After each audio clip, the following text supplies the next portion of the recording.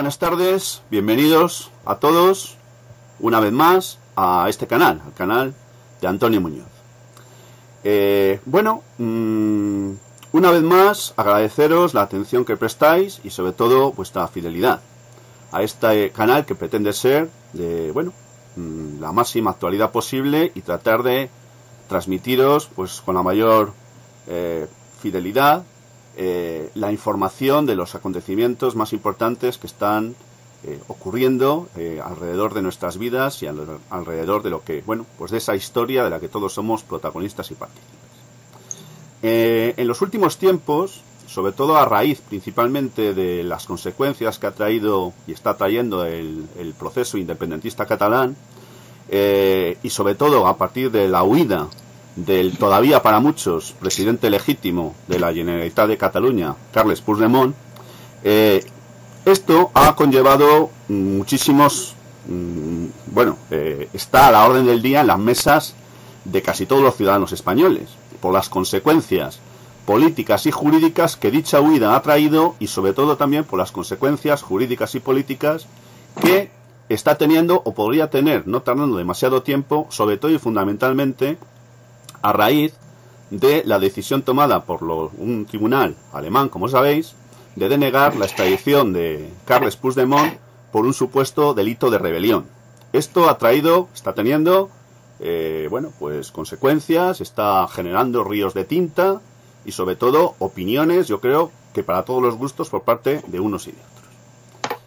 Evidentemente este es un problema que nos atañe a todos y que está muy ligado con cuestiones como la euroorden, sobre la que existe mucha confusión, mucha gente no termina de entender bien qué es lo que esto significa, qué significaría el planteamiento de una cuestión prejudicial por parte del Tribunal Supremo Español ante el Tribunal de Justicia de la Unión Europea como consecuencia de la decisión tomada por el Tribunal Alemán, qué es la Corte Penal Internacional, en fin, un montón de cuestiones importantes, qué es la extradición, en qué consiste, que obviamente pues están en el candelero y con el fin de tratar de aclarar en la medida de lo posible pues estos y otros conceptos, contamos en la tarde de hoy con una invitada de excepción, con una especialista, una experta en Derecho Procesal Comunitario, por extensión de Derecho Internacional, cuyo nombre es Mar Gimeno Bulnes. Buenas tardes, Mar.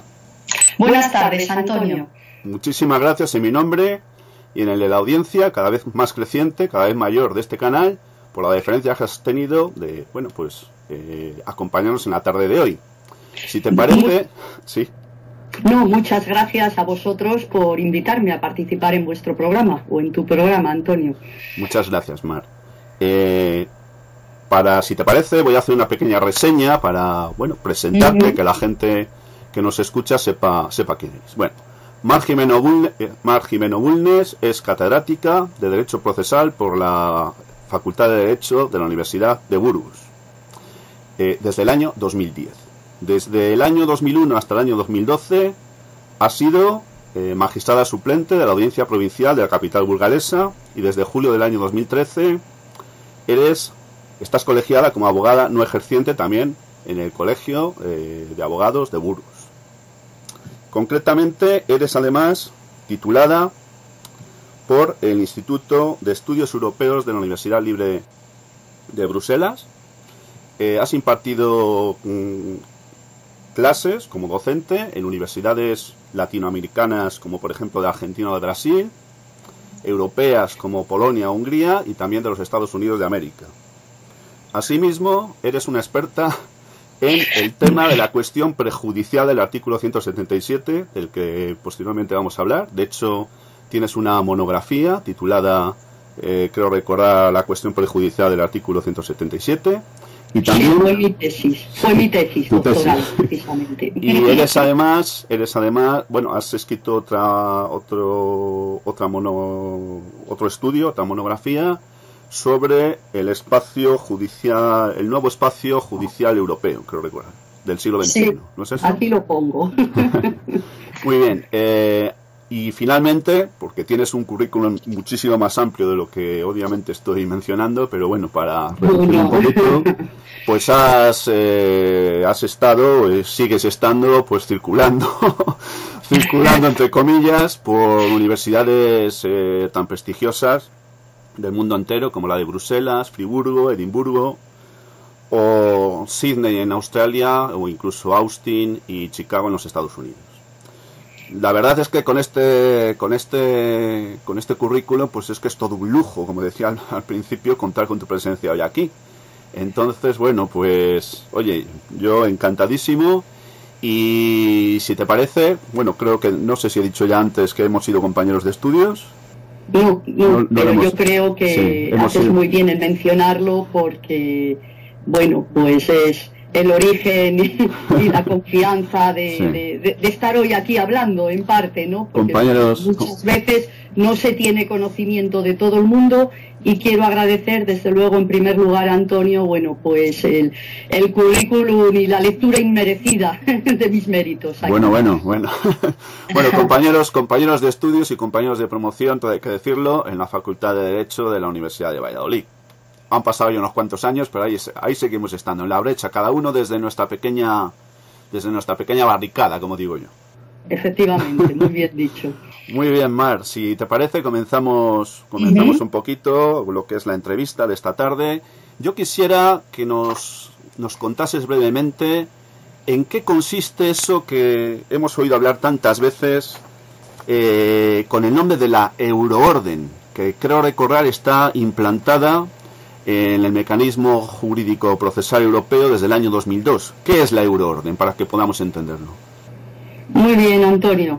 Bueno, pues la euroorden, para algunos se dice que es la extradición simplificada.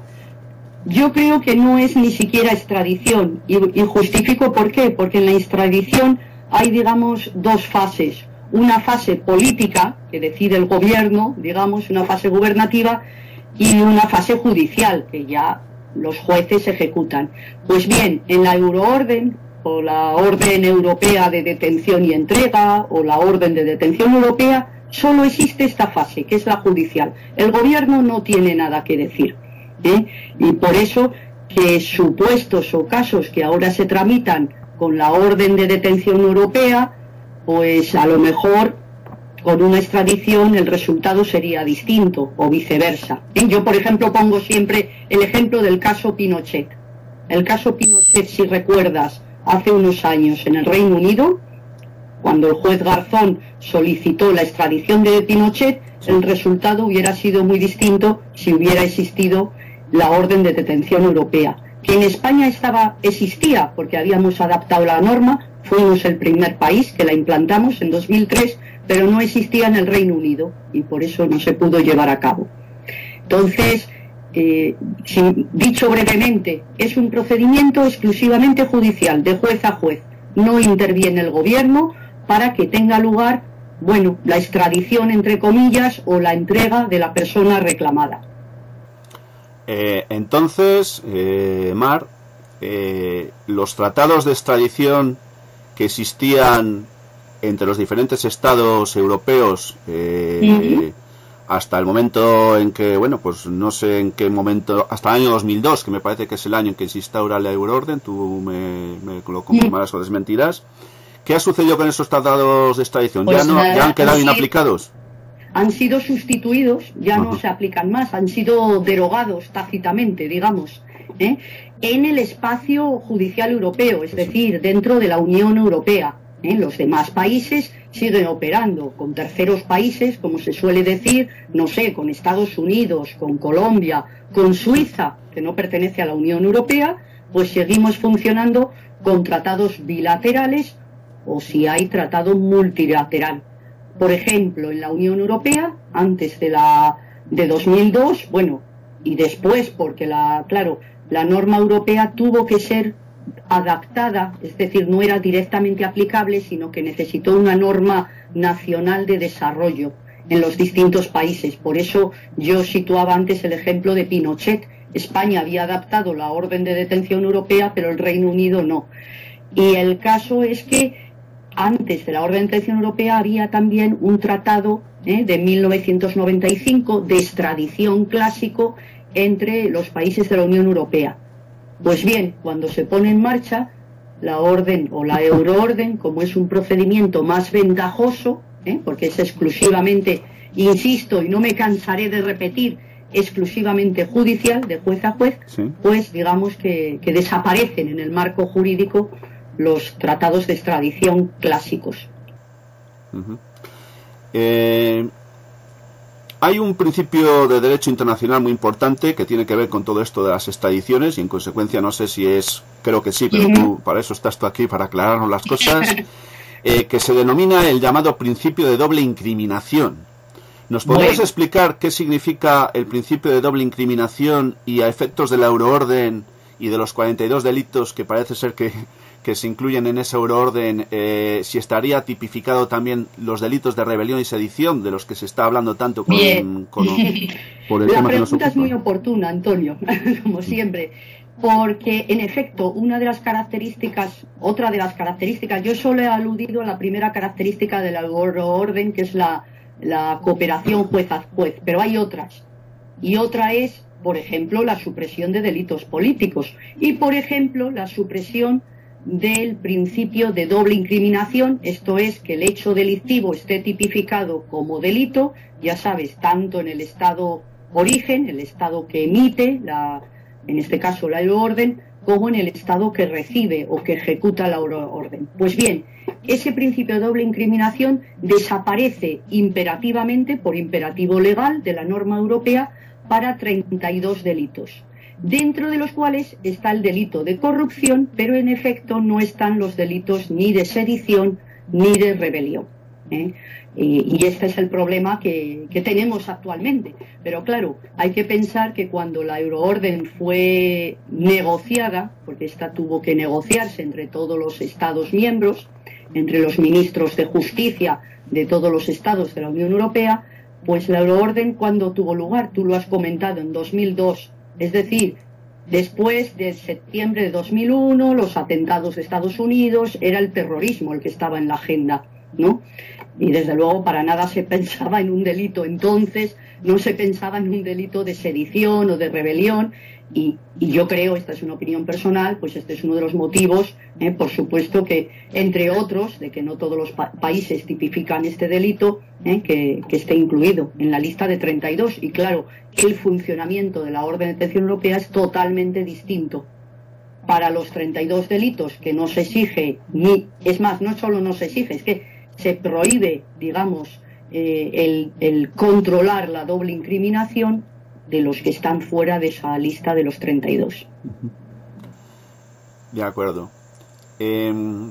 Tras la decisión tomada por los jueces alemanes hace 2 semanas aproximadamente, bueno, se ha planteado muchas cosas. Entre ellas se ha planteado la posibilidad, no sabemos cuál es el estado de la cuestión. El Tribunal Supremo parece ser que se ha planteado, incluso también el Ministerio Fiscal, la posibilidad de instar o plantear una cuestión prejudicial ante el Tribunal de Justicia de la Unión Europea, alegando una posible extralimitación de funciones por parte de los órganos de los jueces alemanes a la hora de tomar la decisión de denegar la extradición de Carles Puigdemont por el delito, supuesto delito de rebelión. ¿Podrías explicarnos qué es exactamente una cuestión prejudicial, para empezar? Y en segundo lugar, ¿qué recorrido o qué posibilidades tú le ves, como experta que eres, en relación a al posible planteamiento por parte del Tribunal Supremo de esa posible cuestión prejudicial?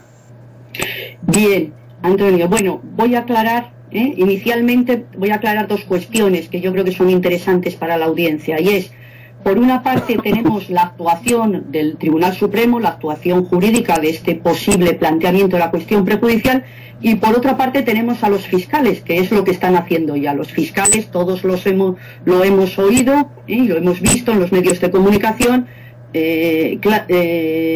bueno, tienen una posición distinta, como bien sabes, en el proceso penal, y entonces ellos están llevando una actividad distinta, no judicial, que es reunirse en Eurojust, en La Haya, salía el otro día que se reunían los fiscales españoles y los fiscales alemanes para tratar de llegar a una solución. Claro, en este caso sería una solución política, no judicial. Entonces, por eso quiero ponerlo de relieve. Y en cambio, la solución judicial, digamos, o el transcurso judicial, efectivamente, es lo que también se viene comentando, la posibilidad de plantear cuestión prejudicial. Bueno, la cuestión prejudicial yo siempre digo que es como un análogo u homólogo al planteamiento de cuestión de inconstitucionalidad, que yo creo que esto lo conoce mejor todo el mundo. En la cuestión de inconstitucionalidad, ¿qué es? Pues cuando el juez español duda de una norma, de la interpretación, del significado de una norma constitucional, o bien cree que una norma española de rango inferior a la Constitución, puede contradecir la Constitución, y entonces acude al Tribunal Constitucional. Bueno, por la cuestión prejudicial es lo mismo, pero en lugar de acudir al Tribunal Constitucional, acudimos al Tribunal de Justicia, que está dentro de una institución judicial que se llama Tribunal de Justicia de la Unión Europea. Cuidado, que es un tribunal que hay más de un tribunal, lo pongo de relieve porque a veces los periodistas se equivocan, como digo yo, o los medios a veces, pues eso no queda clara esta cuestión. Y bien, en este caso el parámetro no es la Constitución, sino que es los tratados europeos, el Tratado de Funcionamiento de la Unión Europea, que ha sustituido al clásico tratado que estudiamos tú y yo en su día, bueno, si es que lo estudiábamos, el tratado de la Comunidad Económica Europea. Entonces, es lo mismo, el juez español duda de una norma europea, en este caso sería de la decisión marco del 2002, y quieres conocer el significado de esa norma europea, porque claro, lo que no puede el juez español es preguntarle por la compatibilidad de la norma nacional, en este caso alemana, con respecto a las normas europeas. El Tribunal de Justicia no es el intérprete del derecho nacional, ni el español, ni el alemán, ni ninguno. Es decir, el juez español lo único que le puede preguntar es por el significado de la norma europea. Esto en teoría, claro, ya a la luz de lo que diga el Tribunal de Justicia, ya se interpretará si la norma nacional respectiva es conforme o no a la europea. Pero hay que tener cuidado en el planteamiento, ya digo, de la cuestión prejudicial. ¿Y por qué lo digo? Pues porque el Tribunal de Justicia puede inadmitir la cuestión, si no está bien planteada, la puede inadmitir, como si inadmitiría una cuestión de inconstitucionalidad, si no reúne los requisitos. Esta era la primera pregunta, no sé si me he extendido mucho. Yo creo que me preguntabas otra sobre la viabilidad, ¿no? Sí, sobre a tu juicio, aquí te voy a pedir que te mojes un poco. Sí, a tu juicio, ¿qué? Y tengo mi opinión, mi opinión formulada, o sea que no hay problema. De hecho, te diré que tengo una discusión doctrinal con un colega vía internet, vía mail, porque él opina una cosa y yo otra. Yo a priori opino que conforme, digamos, las normas y el procedimiento que regula la cuestión prejudicial, el Tribunal Supremo está perfectamente, digamos, legitimado no es la palabra correcta, pero es perfectamente posible que pueda plantear la cuestión prejudicial, porque para plantear la cuestión prejudicial se exige un proceso pendiente. El proceso pendiente está, el proceso está abierto, el proceso penal existe en vías del Tribunal Supremo. Es verdad que es un poco donde está la discusión, que de ordinario, porque hay muchas cuestiones prejudiciales planteadas al hilo de la interpretación de la orden de detención europea, o la orden europea de detención y entrega, o la euroorden. Hay muchas cuestiones. Y de ordinario estas cuestiones prejudiciales las ha planteado no tanto, que también alguna, no tanto el juez o el órgano jurisdiccional que emite la euroorden, es decir, en nuestro caso el Tribunal Supremo, sino que más bien la mayor parte de ellas las plantea el tribunal o el órgano jurisdiccional o el juez que ejecuta la orden, es decir, en este caso Alemania, digamos, que le correspondería. Pero ya digo, a mi juicio nada impide que plantee el órgano jurisdiccional, el Tribunal Supremo en este caso, la cuestión prejudicial. Y lo único que tiene que hacer es plantearla bien, porque ya digo, lo que él no puede preguntar es por la compatibilidad de la norma alemana, en este caso, con la orden de detención europea, ni mucho menos preguntar por la compatibilidad, fíjate, de la actuación judicial de la audiencia territorial alemana con respecto al tema en cuestión, porque es que eso incluso atentaría a la independencia judicial, que tú y yo bien conocemos, Sí. pero que pueda plantearse, Sí. pues sí, conforme las normas puede plantearse. Otra cosa es que sea oportuno, que sea conveniente, etcétera, Sí. pero desde luego con la norma en la mano, con la ley en la mano, el proceso pendiente existe. El Aparte- proceso está abierto. Yo creo, ya que Sí. me pides que me moje, Sí. ¿no? Ya que me pides que me pronuncie, yo creo que es un ganar tiempo. No sé si tú opinas lo mismo. El Tribunal Supremo, si plantea la cuestión prejudicial, entre otras cosas, de que pueda conocer qué dice exactamente la orden de detención europea, si es posible o no, que la discusión está, ya sabes, ya has oído, la discusión está si el tribunal alemán ha entrado en el fondo del asunto, cosa que en principio pues parece que no debe hacerse a la hora de ejecutar la orden de detención europea, porque el que conoce del fondo del asunto es el juez acuo, es decir, en este caso el juez que emite la orden, el Tribunal Supremo, no porque emita la orden, sino porque está conociendo del proceso concreto. Bueno, pues lo que decía,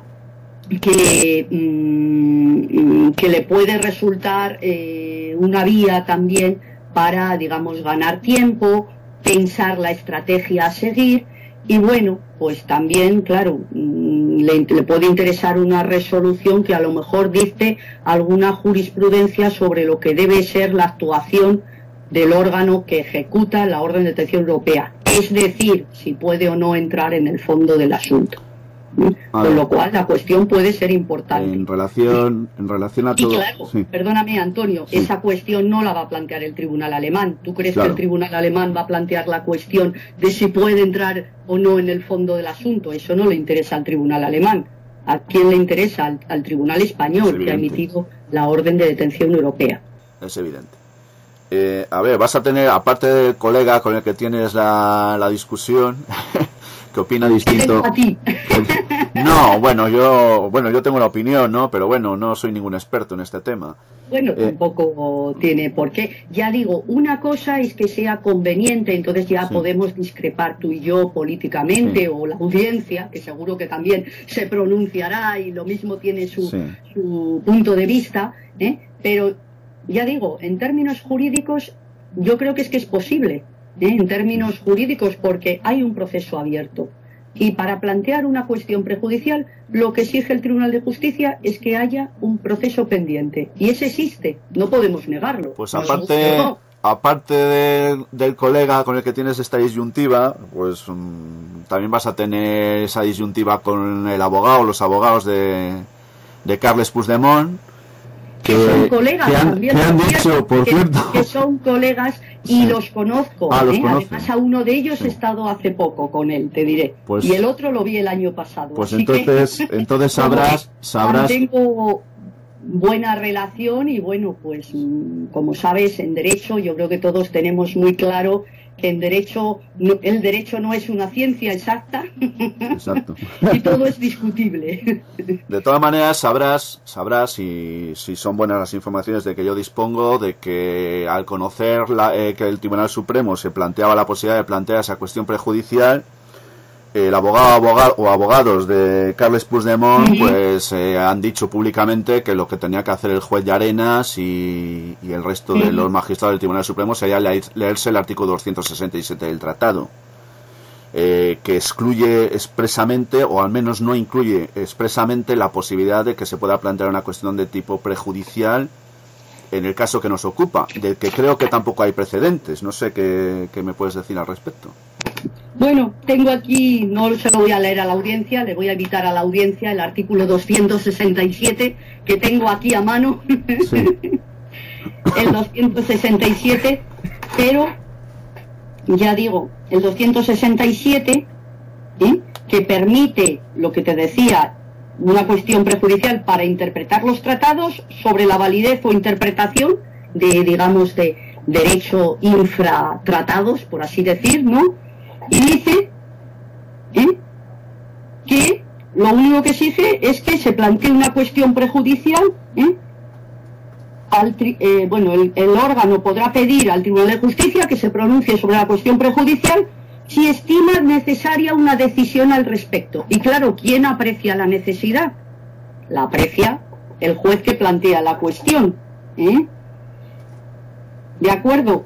Sí, y sí. es más, existe además un procedimiento prejudicial de urgencia para plantear la cuestión prejudicial cuando se trata o cuando este planteamiento de cuestión prejudicial tiene lugar al hilo de una orden de detención europea, como es este caso, lo que quiere decir que se tramita con más urgencia, es lo que quiere decir.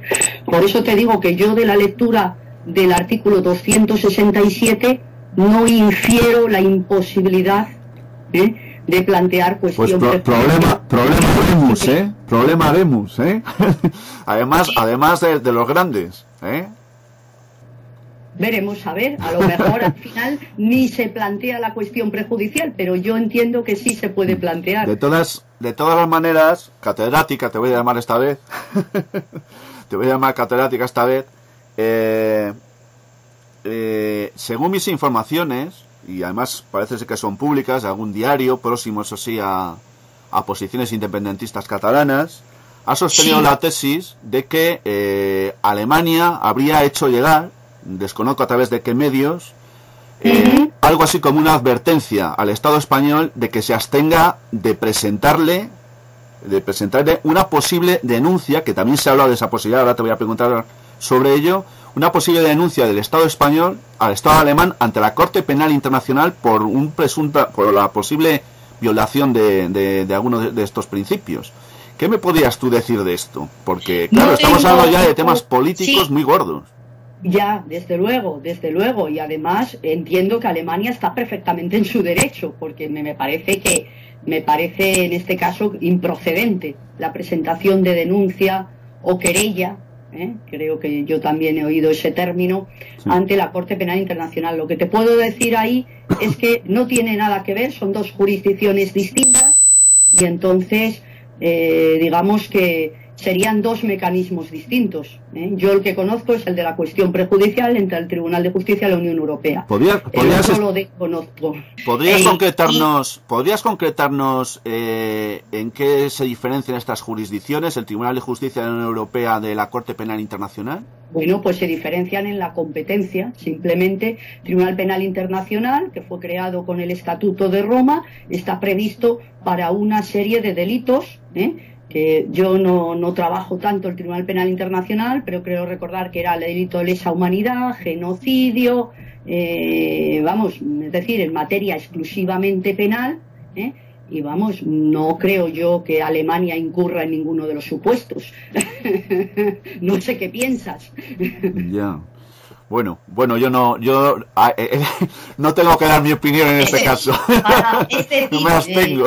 Antonio, es decir, es un tribunal que está conociendo, por ejemplo, de los supuestos de genocidio de Ruanda, para que te hagas idea. O sea, es que no sé. Yo la verdad es que esa información no la había oído, pero me resulta cuanto menos sorprendente, porque ya digo, es que no veo la posible conexión, porque es un tribunal que conoce pues fíjate de qué causas. Con todas las reservas, claro. No sé qué vía jurídica se va a articular para que España denuncie, no sé, yo no lo he oído, pero ya digo, me parece imposible.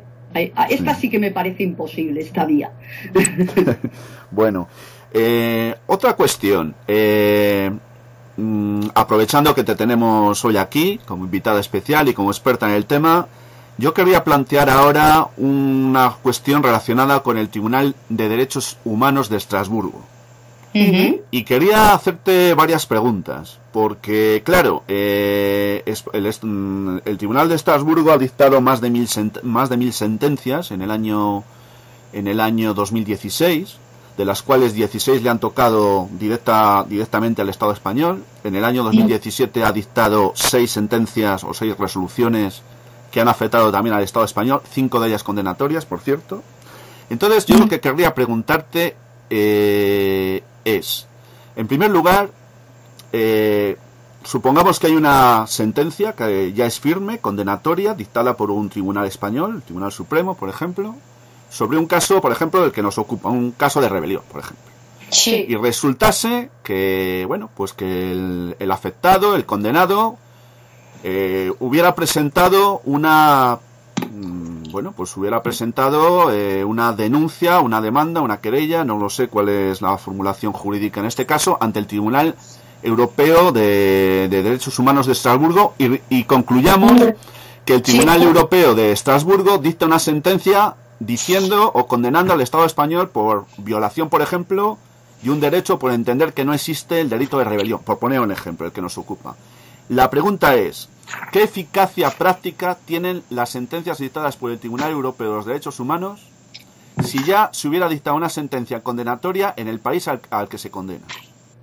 Pues bien, te diré que desde no hace mucho tiene toda la eficacia práctica. Lo estaba intentando mirar porque ahora no recuerdo la norma, pero a raíz de una de las últimas reformas de nuestra ley procesal penal, de la ley de enjuiciamiento criminal, se incluyó un artículo por el cual se permite interponer un recurso de revisión, que es una vía extraordinaria de impugnación para que la audiencia no siga, es decir, agotado, yo no sé, primera instancia, recurso de apelación, recurso de casación, pues hay una última vía, que es el recurso de revisión, que tiene lugar, o acción de revisión, que tiene lugar por motivos tasados, y uno es precisamente poder interponer una revisión para que vuelva a conocerse la causa y se retrotraiga en suma el proceso o el procedimiento al hilo de una condena o de una sentencia dictada por el Tribunal Europeo de Derechos Humanos,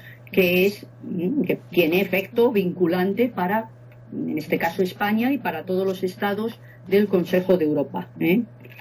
Entonces, ahora te diré que tiene toda la eficacia. Es verdad que antaño fue muy discutido, España en su tiempo, pues incluso no ejecutó, no sé si recordarás una sentencia muy controvertida, sentencias como los casos Meseré Jabardo, etcétera. Bueno, pues antaño efectivamente había el problema de que no teníamos vía legal en nuestras leyes procesales para, digamos, ejecutar estas sentencias del Tribunal Europeo de Derechos Humanos, pero ahora la tenemos. Pero supongamos, para que a mí me ha quedado claro tu explicación, pero ciñéndonos a un caso que es el que nos ocupa, que hay mucha gente interesada en él, supongamos que finalmente los encausados por parte del Tribunal Supremo, que están pues en prisión preventiva en este momento, resulta que son condenados por un delito de rebelión, supongamos.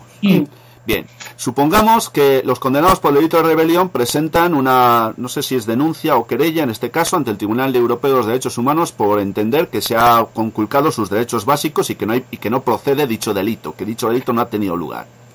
Supongamos que el Tribunal Europeo de Estrasburgo entiende que efectivamente se ha violado ahí un derecho y que no existe tal. Entonces, ¿qué hacemos? ¿Les dejamos en prisión? ¿Seguirían habiendo cometido un delito según la legislación española? ¿Habría que ponerles en libertad, por lo menos en concepto de ese delito, aunque no por otro, si es que hubieran sido condenados por otro? ¿Qué haríamos en un supuesto como ese? Porque es un supuesto que se podría dar.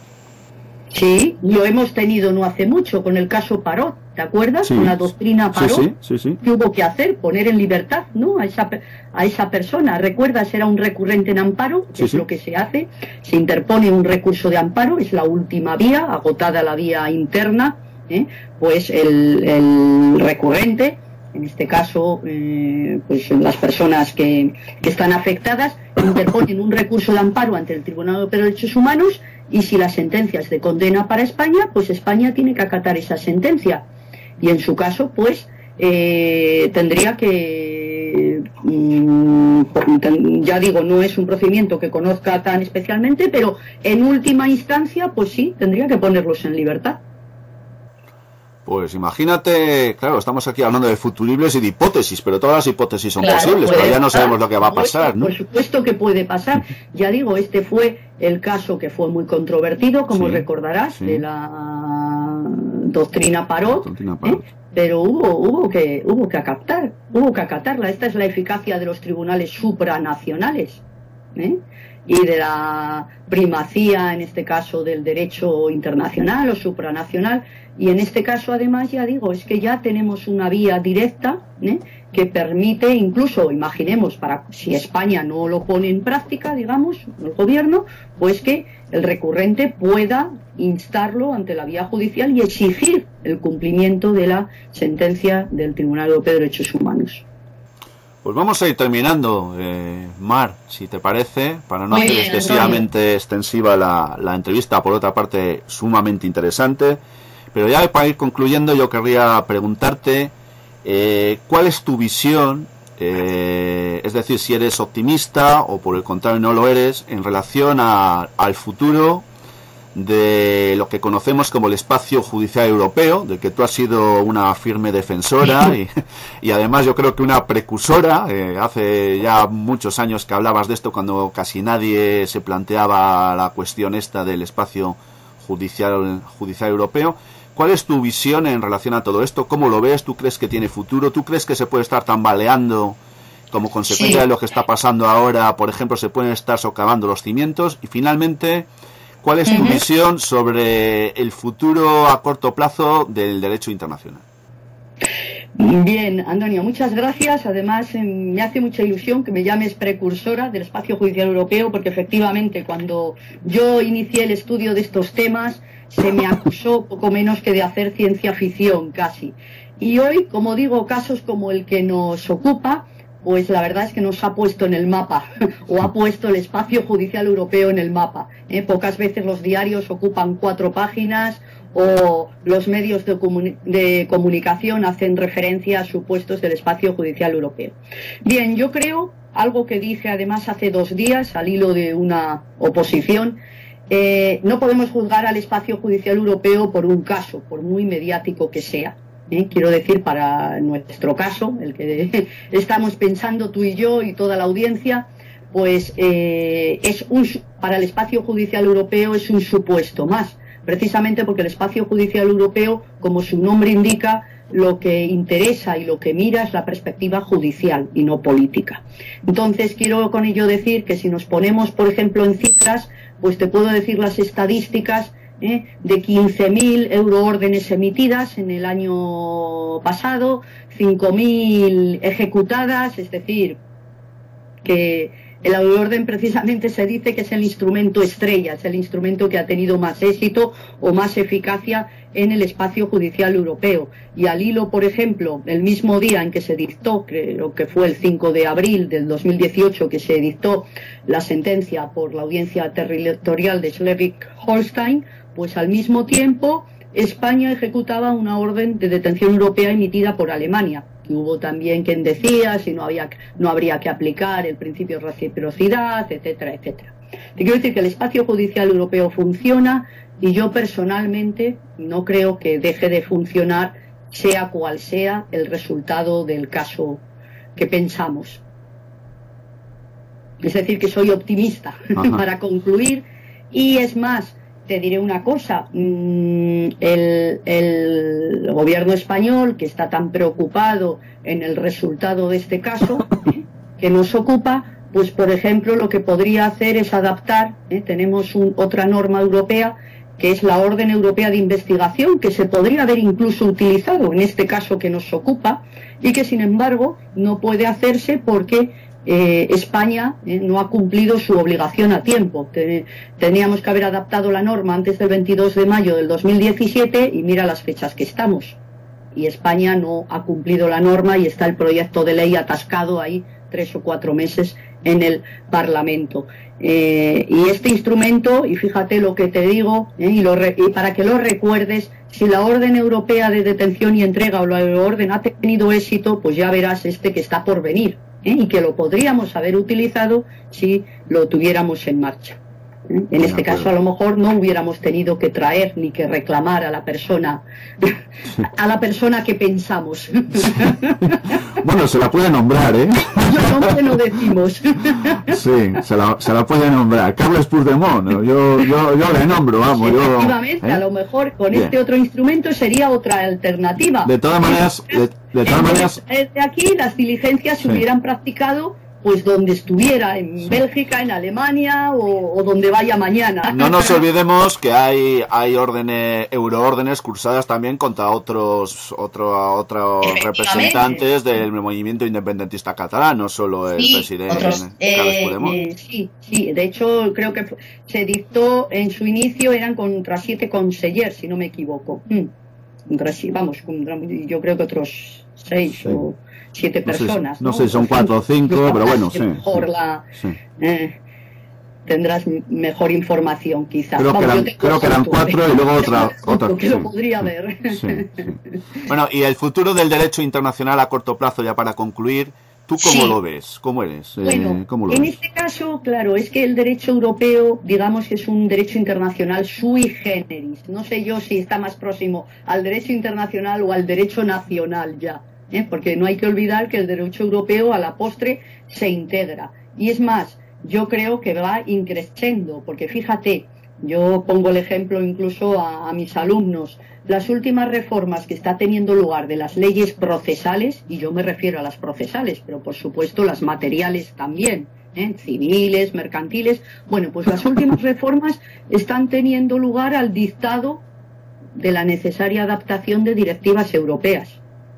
Es decir, cada vez se está regulando más ámbitos, se busca el reconocimiento mutuo, como es eso de la euroorden, pero se busca la aproximación legislativa y hay normas muy importantes que han servido para garantizar unos mejores derechos, por ejemplo, al imputado. No sé si sigues, por ejemplo, el debate, que esto a los abogados les interesa mucho, que es el derecho a la información del imputado y de obtener, por ejemplo, el atestado en comisaría.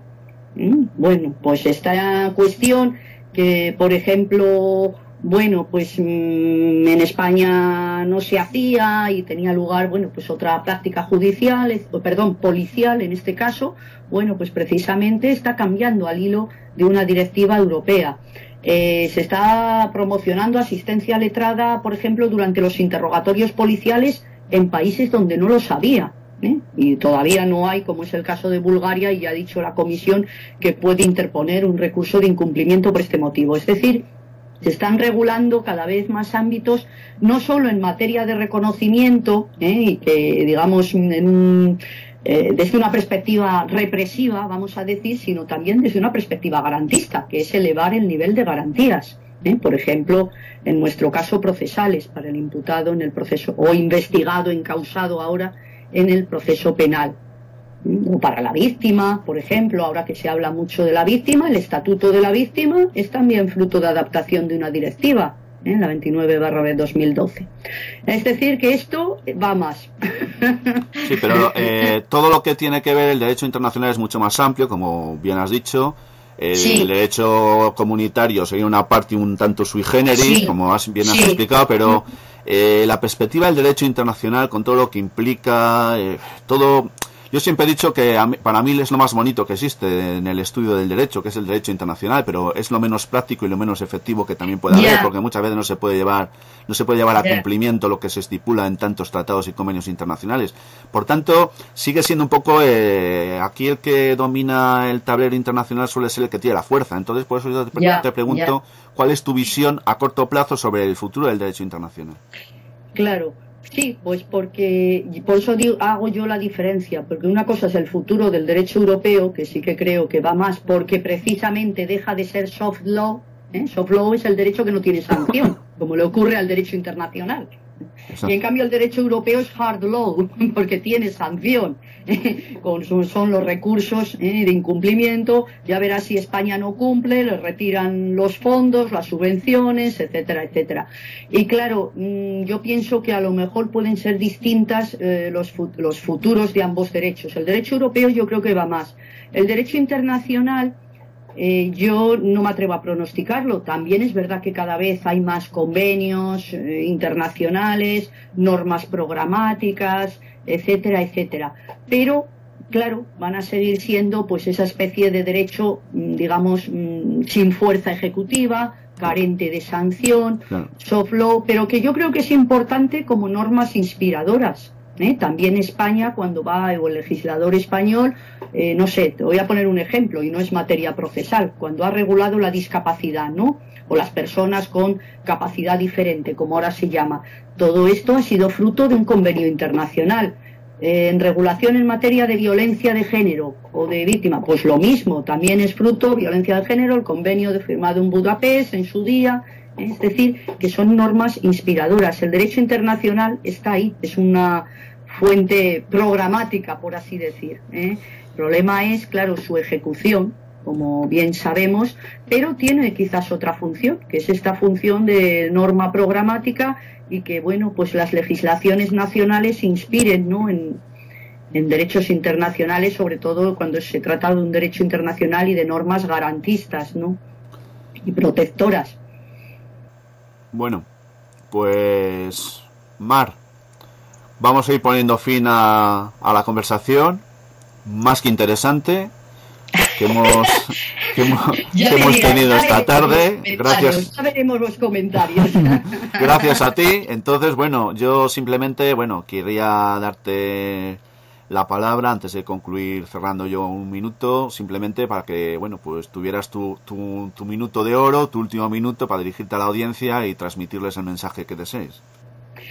Pues muchas gracias, Antonio. Bueno, pues ha sido un placer colaborar con el programa, y espero haber podido aclarar un poco a la audiencia o a los oyentes, que les haya interesado, porque al final la entrevista estaba pensada para ellos, está pensado para ellos, y espero, pues que haya podido ser interesante una opinión, y yo creo que es muy enriquecedor y muy positivo el mantener opiniones divergentes. Yo me ocupo del derecho, y como decía, el derecho no es una ciencia exacta, es una ciencia inexacta, sí, donde cada uno tenemos nuestras distintas perspectivas, y eso es lo que enriquece el derecho. Pues Mar Jimeno Bulnes, tus nombres y tus dos apellidos, muchísimas gracias por haber estado con nosotros en la tarde de hoy. Muchísimas gracias por la deferencia que has tenido en aceptar estar aquí. Y bueno, pues un lujo haber contado contigo. Espero que haya más oportunidades, si el tema o las otras cuestiones semejantes o parecidas pues lo requirieran. Y bueno, pues nada más, en mi nombre y en el nombre de la audiencia, repito, agradecerte muy sinceramente, pues oye, pues que hayas estado con nosotros y contribuido a aclararnos conceptos tan importantes que están hoy en día en el candelero, que han generado mucha confusión, que han generado mucha polémica y que a buen seguro la van a seguir generando. A vosotros y vosotras, la audiencia de este canal, agradeceros como siempre la atención que nos habéis dispensado. Recordaros que estamos aquí, que podéis enviar vuestros comentarios, que estamos a vuestra disposición y que podéis suscribiros, los que no lo hayáis hecho, los que lo deseéis, a este canal. Y bueno, pues yo ya me despido como siempre, no sin antes de enviaros un saludo cordial y desearos como siempre mi saludo fraternal de salud y libertad. Hasta muy pronto, muchas gracias y buenas tardes.